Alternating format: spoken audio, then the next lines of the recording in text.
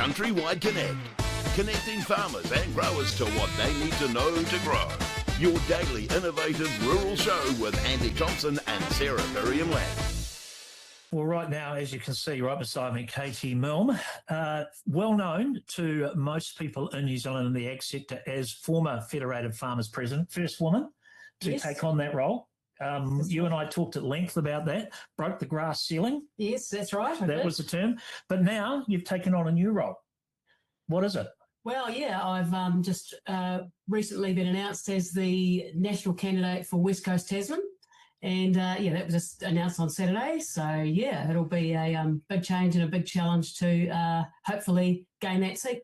Okay. Now, with apologies to our guest at 12 o'clock, who is Joe Luxon, who is currently the Labor Ag spokesperson, Sarah's already got wraps on you. What are the wraps on, Sarah? What have you got Katie primed for? Say that again. Sorry, Andy. I was just speaking to my producer, Cody. So what I was saying was you've already got wraps on a job for Katie, right? Oh, yeah. She's not elected yet, but when she does. Well, I mean, it's absolutely obvious that the first female president of Federated Farmers in New Zealand becomes the first female Minister of Agriculture in New Zealand, does it not? Wouldn't that be awesome? That'd be a pretty big leap for a first up role. But the current national government does go on merit, so you never know. If I perform well, if I get through and get elected, and was able to perform well, and you know, who knows? Somewhere along that first term, it could be a possibility. But there's a lot of water to go under, you know, many bridges before I get to that stage, I'm pretty sure. There's also plenty of other ex-feds presidents and members and provincial presidents in there right now. On that, it does seem to be quite a proving ground, Federated Farmers, for ex-presidents, vice presidents, provincial presidents to move into the political race. Why is that? Well, I think people know that these people are proven leaders, and they've been out there and they get around, well, in the case of Federated Farmers, their provinces or the country, and know the issues that are important to rural New Zealand. And I think right now it's become very obvious, as you said in your intro, that New Zealand's economy is heavily reliant, as it always has been, on agriculture, and that's what's really thriving at the moment. We're getting good prices for most of our product, and it really helps New Zealand's economy. It's critical that that is enabled to continue on and have opportunity to grow sustainably. Of course, we don't want to wreck our environment, and yes, I'm a blue-green in that regard. So it sort of probably stands out that, you know, people decide afterwards, I will put my hand up because it's too important to leave it to chance for rural New Zealand and New Zealand Inc. Katie, it's interesting that you said there, I was actually at the Blue Greens Forum that was held in Methven. It's a fantastic place to have rural events, Methven. What I find really interesting is the internal challenge that the rural Nats still face with the wider membership of the National Party around the importance of rural New Zealand. Do you worry about that?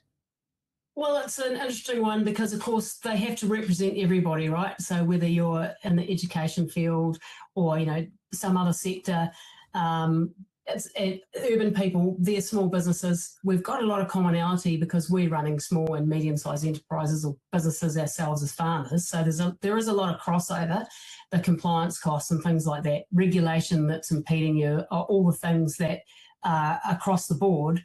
But yeah, they have to represent everybody. If you're a political party, you're not just about a sector. So yeah, that's why we need good representation in there to make sure that we can get across exactly what is so important for the rural sectors and rural New Zealand into those areas and those our colleagues that are representing the urban folk. You've got to be able to blend together and get the best for New Zealand by pulling it all together and suit the most that you can. Katie, the reason I asked that question is it seems like National need to appeal to that swing vote really badly for this election, of which is going to live in urban New Zealand and could be at odds with the direction of travel with agriculture.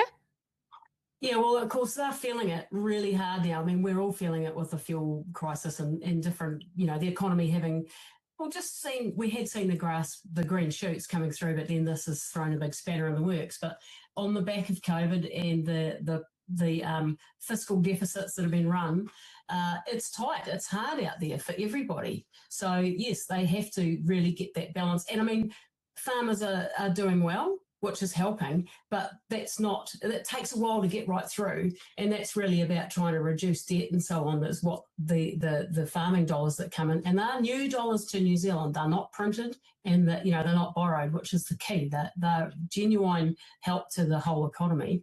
5 billion of them. Yeah, exactly.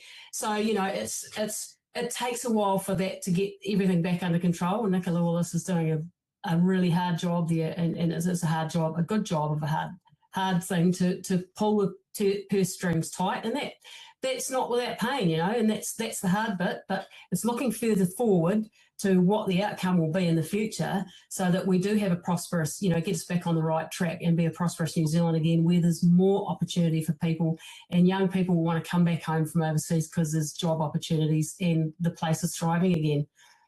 Agriculture had been the rock star economy, in the past, and it is again a little bit now, or part of the economy, but it's got a lot to lift. It's a lot of heavy lifting it does for New Zealand, and yeah, it's got to be able to hard sell for urban New Zealand to see how much benefit they get from rural New Zealand. Katie, I know we talked about your role with Federated Farmers, first woman president.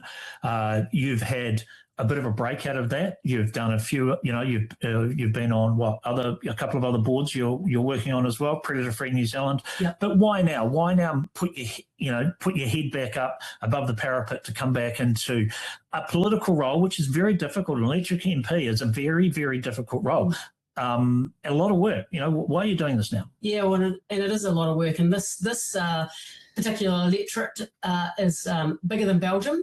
So that just tells you how big of an area to cover. It's from Farewell Spit in the north to Jackson's Bay in the south, through to St Arnaud, Brightwater.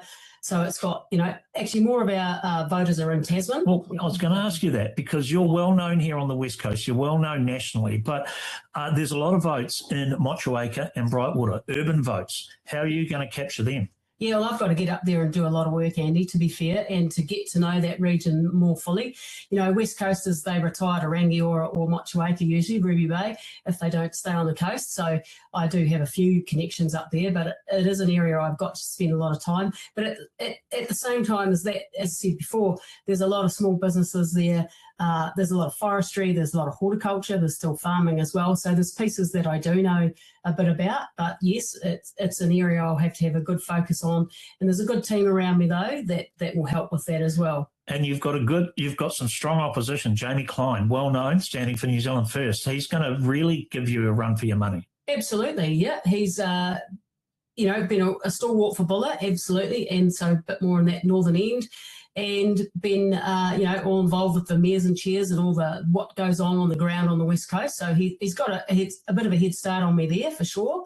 But, it'll be a great contest. And we've both got what's best for the West Coast and Tasman at heart. And to answer part of your question earlier, why now? I'm a fifth generation West Coaster, and when Maureen it became clear she was going to stand aside, I've been asked for a long time whether I would ever get into politics and whether I consider it and where I would go.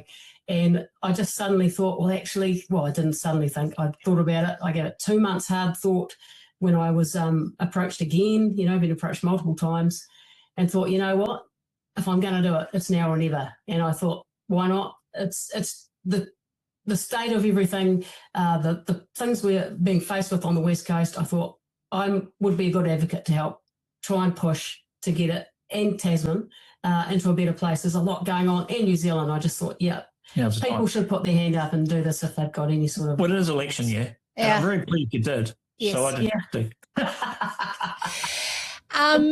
Hey, thank you so very much for joining us from Andy's spare bedroom on the West Coast, Katie. We've created a new... I must say, being this cozy with Andy in a spare bedroom, but anyway, his wife is just out the door, I might add, and his father-in-law, so it's all good. It's all kosher, I promise you. Absolutely. That's amazing. Hey, thank you so very much. CountryWide Connect, connecting farmers and growers to what they need to know to grow. Your daily innovative rural show with Andy Thompson and Sarah Perriam-Lampp.